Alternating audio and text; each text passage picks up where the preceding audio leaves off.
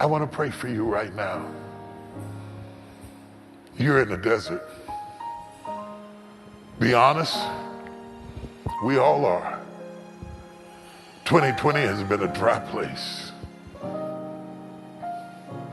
It has been a place of uncertainty. Not quite into our promised land. And hearing the reminders of our past behind us. This has been a year that we as a people, particularly people of color, have been reminded of our bondage like never before. We have heard the sound of Pharaoh chasing us yet again. How? We've been reminded that the right to vote could be lost. We've been reminded that we could still be hunted and shot down and killed. We've been reminded that we could still be destroyed, and how much we own and how smart we are has nothing to do with it. We have been this text. But God says, I'm going to bring you into a place of sustainability. I'm going to bring you away from your fear, and I'm going to fight off your enemies.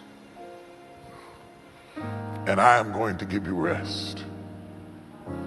And what we need to do right now is throw a party and dance in the middle of the desert and confuse the enemy. Because I want you to know, in the middle of a pandemic and an economic crisis, somebody's building wells for you. And you're going to come into a place of abundance because change is in the atmosphere. And all the people of the earth ought to rejoice, because the only person who ought to be mad is the devil. If you ain't drowning in the Red Sea, you ought to rejoice, because God is breaking the back of oppression and moving away the curse of the memory of fear, so that the slaves would not have to spend the rest of their lives on the run. That's why Miriam danced.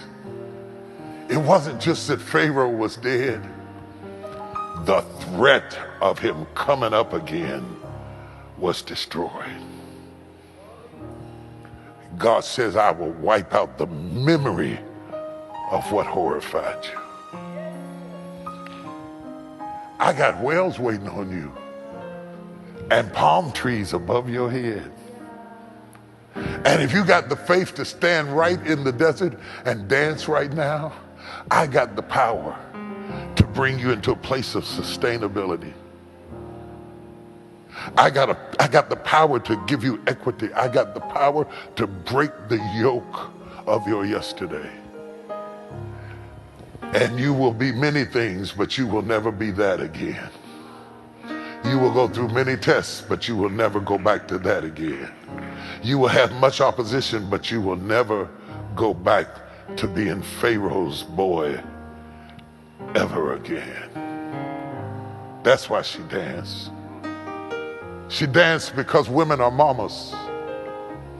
She danced because she knew her sons would not be born in captivity. She danced because she knew her nieces and nephews would not have to make bricks and change beds. She danced over the possibility of a brighter tomorrow.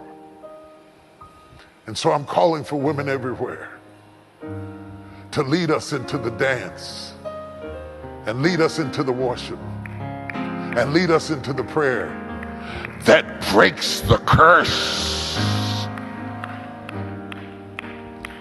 that tells hell you can't have another generation. Not another generation. You cannot have my daughter. You cannot have my son. You cannot have my grandchildren. You cannot have my great-grandchildren. I'm calling on the women to dance in the desert until yokes are broken, and dance in the halls of Congress, and dance all over the White House, and dance all over D.C., and dance all over the hospital ward, and dance in the emergency room, and tell hell you can't have not another generation.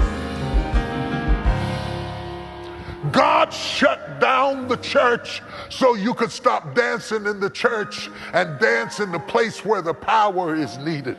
In the hospital room, in the boardroom, in the courtroom, in the halls of Congress, in the White House.